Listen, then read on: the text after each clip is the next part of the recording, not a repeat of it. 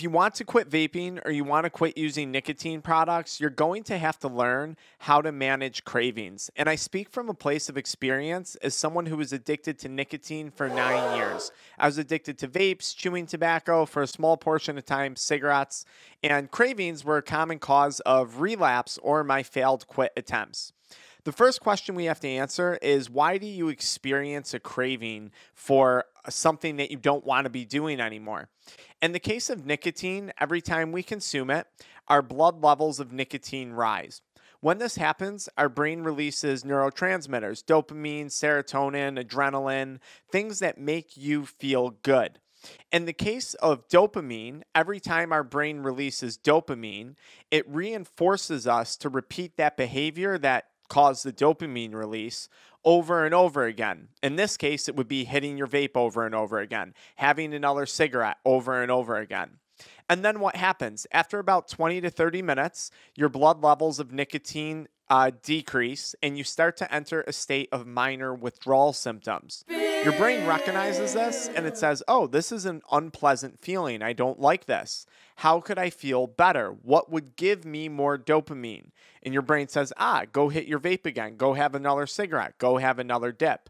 You hit your vape, you have another cigarette, your brain releases dopamine, and temporarily you feel better. You feel a sensation of stress relief because you satisfied the stress that was created by the craving. What created the craving? Having nicotine floating around in your blood, having nicotine floating around in your system.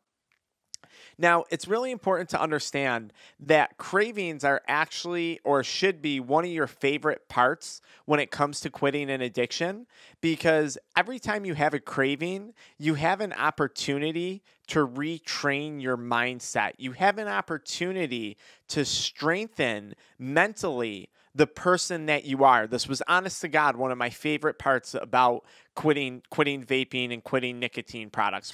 Most cravings are 80 to 90% mental, and most cravings only last about 15 to 20 minutes. That's the standard duration of time.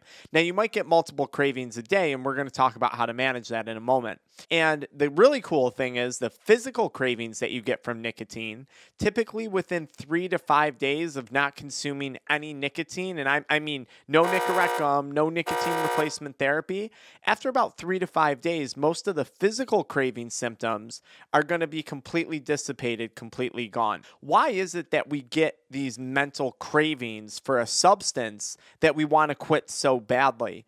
In many cases, it's because we associate that substance with feelings of pleasure. Even though we know vaping is negatively impacting our finances, negatively impacting our breathing, perhaps it's taking a toll on a relationship with a significant other in your life, you may still have a thought that there's some benefit to having another cigarette, to hitting your vape again. And as long as you think that there's pleasure affiliated with that drug, nicotine, those mental cravings are going to be a really, really hard thing to overcome.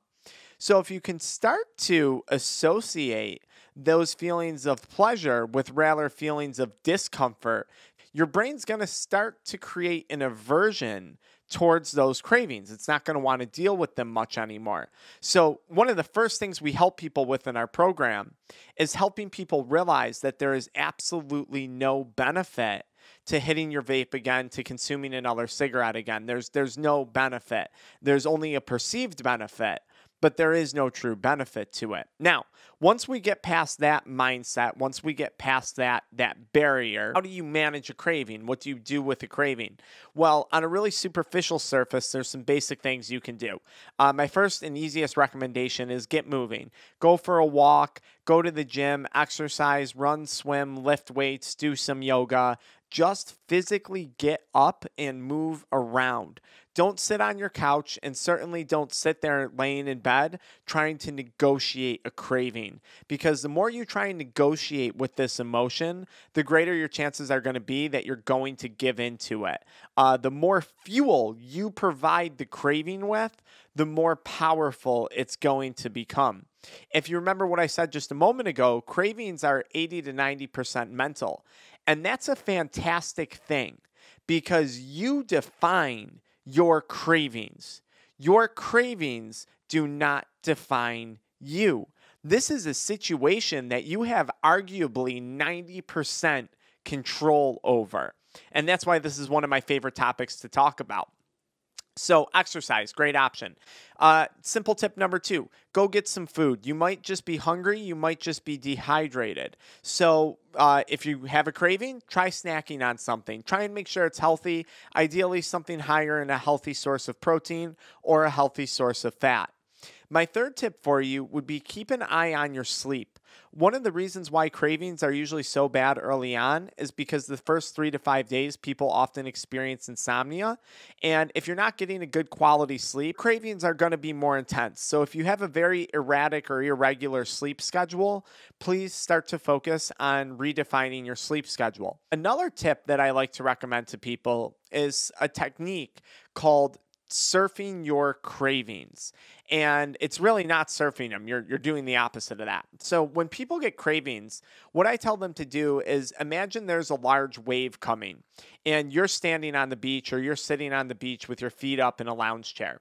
And on this wave, there's a bunch of white caps, okay? One of these white caps is anxiety. One of them is stress. One of them is depression. One of them is the argument that you just got in with your boss on your third day of quitting smoking, or that you got in with your wife on your third day of quitting smoking. It's all these different thoughts and emotions, and maybe it's that feeling in your gut or that feeling in your throat that's created by the craving.